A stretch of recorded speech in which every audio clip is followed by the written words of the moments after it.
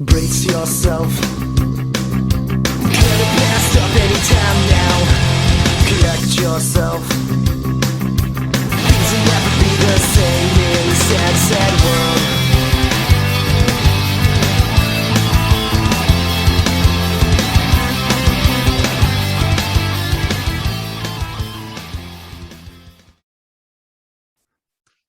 Hey, welcome everybody. I know it looks like you've got Brad Pitt as a guest teacher, but no, it's me, Mr. Childers. We're concluding our lesson, The Two Hungers, our discussion of the Renaissance and the two passions which drove people at the end of the Middle Ages to transform our society. We're going to come out on the other end of this Renaissance with the world we know, with the modern world. Those two hungers, the passion for knowledge, the passion for money, neither of which had been available to most people for centuries and centuries and centuries. Now, Western Europe has come back to life. Both are available like never before. Remember what launched this entire movement was scholasticism, the recovery of the ancient knowledge of the Greek and Roman civilizations, a recovery that resulted from work done by Arab Islamic scholars being passed along to Western European Christian scholars. These are the scholastics, and the scholastics, this group of medieval priests who have rediscovered things like Aristotle, take this knowledge, and with it, they build the first universities and begin to build on the ancient foundation, essentially hitting the unpause button. But it wasn't just the ancient work of philosophers like Plato and Aristotle that people were diving back into. It was also the ancient sources for the faith, the Hebrew Bible and the Greek New Testament, on which the Christian religion is founded. Now, that material was never lost. The issue was really there were so few people in the Middle Ages that could read that the average man and woman in the pew in a church would never have actually physically laid eyes on a Bible, not because there was some great conspiracy. There's a long-standing English language tradition of anti-Catholicism, which tries to make the medieval church, which was full of problems and corruptions, but tries to make it out to be nonstop evil. We don't need a conspiracy to explain this. This isn't medieval priests forbidding people to read a Bible. It's a bunch of people who can't read, and those who can read are reading the Bible in its Latin translation.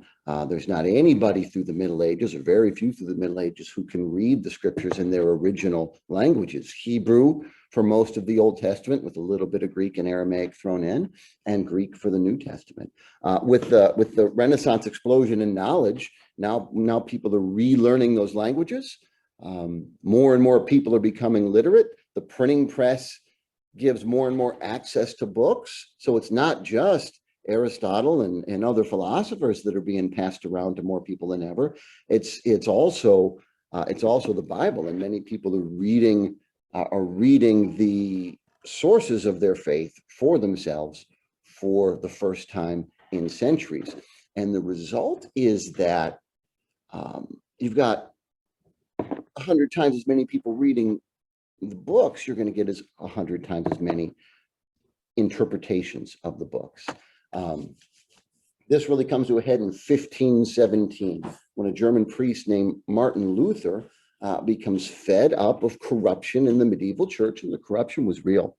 The popes of the Renaissance era, these are the most powerful men in Europe, most likely the most powerful men in the world, and they are great patrons of the arts. All this explosion in architecture and sculpture and painting, much of it is financed by the church.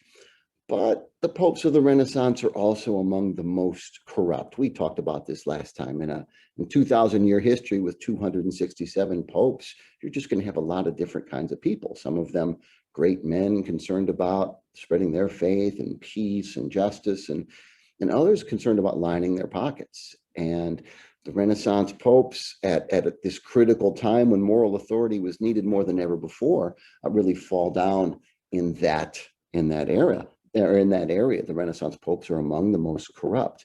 The German priest Martin Luther launches a protest movement against the official leaders of the church, and this is going to shatter the foundations of Western Europe. For centuries, the sole source of identity and cultural unity had been the church. But now, beginning with Martin Luther, many people are so fed up with corruption, and they're also beginning to interpret the Bible differently than the leaders of the church had. And it results in many people breaking away from the medieval Catholic Church and joining together in new communions that are going to change the face of Europe, change the face of Christianity, change the face of the world. We give the name of Protestant to this movement because they are protesting against both undeniable abuses in the medieval church and also protesting against different interpretations of the religion that they happen to disagree with. We call it the Reformation because they're trying to reform. They're trying to improve the church, both by getting rid of the moral corruption and by, in their own mind, improving the doctrines, the things that are taught by the church. There are two main principles that this very diverse movement of Protestants follow when it comes to religious faith. The first has to do with how religious truth is revealed to believers. And the traditional view had been that religious truth comes to us from God, revealed by God through the sacred tradition of the church. And that tradition includes the scriptures, the Bible, but it is larger than that. So it also includes things that were never written down in those particular documents that we call the Bible. But the whole body of revealed truth is preserved by what's called as the Magisterium. That's a word that means teaching authority of the church. And that authority is the bishops in union with the Bishop of Rome, also known as the Pope. The new Protestant view, first articulated by Martin Luther in about 1517, at least that's when his movement starts, and then held by almost everyone else who joins in this movement, is known by the Latin phrase sola scriptura, which means scripture alone. And this new Protestant view is that religious truth is revealed only through the Bible, only the book, no oral tradition, no leaders with special authority, but it all comes from the book. Am I recording? Oh my goodness, hang on a minute.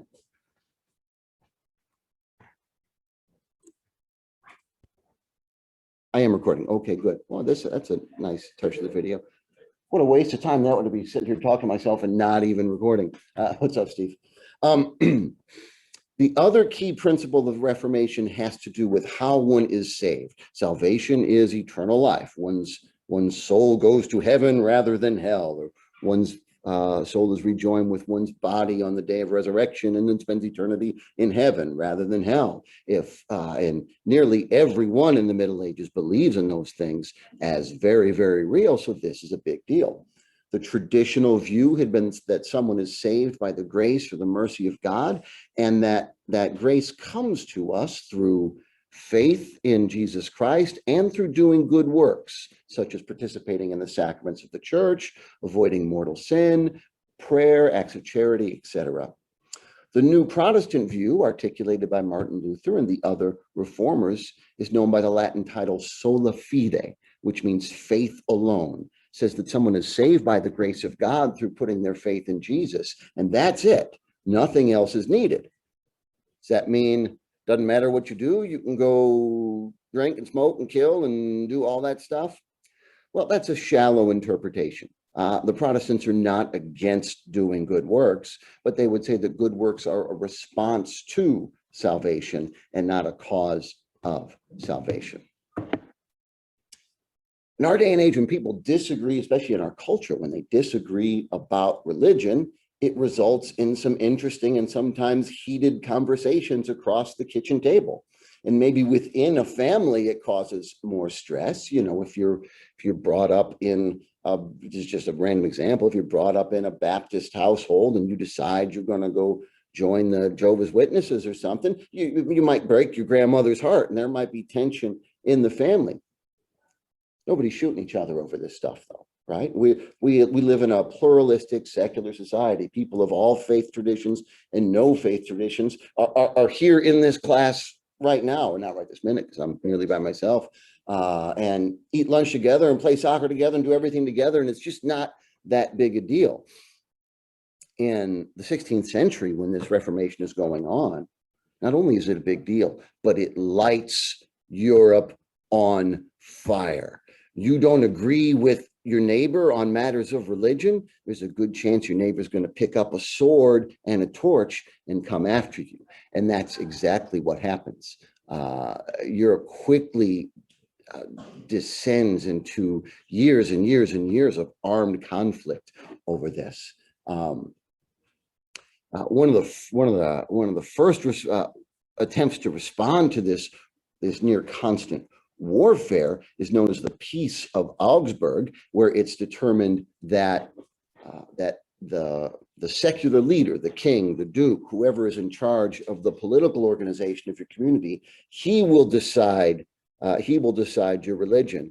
And so, you know, that's not an idea that many of us would be comfortable today, but it brought a little bit of ease to this nonstop warfare. I want to share with you one example of one of the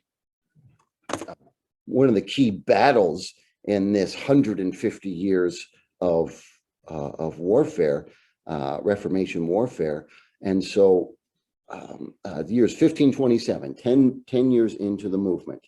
And there's a lot of political stuff going on here too, but forces loyal to the Holy Roman Emperor, remember that's different than the Roman Empire, forces loyal to the Holy Roman Emperor, a large portion of whom are Protestant, followers of Martin Luther. Not only do they have a chance to fight on behalf of Protestantism and against Catholicism, but they take their fight directly to the source. There is a brutal sacking of the city of Rome in 1527. Rome hasn't been the political center of the continent in 1,000 years, but it's still the religious center because that's the headquarters of the church. And the invaders of Rome set their eyes on the Pope himself. Thousands and thousands and thousands, and they are looting, they are burning churches, they are raping nuns. It's widespread slaughter in the street, and the Pope is trapped. There is one safe place he can go. He has a fortress called Castel San Angelo, and there is one passage he can take to get from the Vatican to his fort. He is guarded by 189 Swiss soldiers, the Swiss Guard, who continue to be the guards of the Pope to this day. 42 of them provide him cover as he takes this passageway to his safe fort, leaving, what's 189 minus 42? 147 Swiss Guard to stand up against thousands of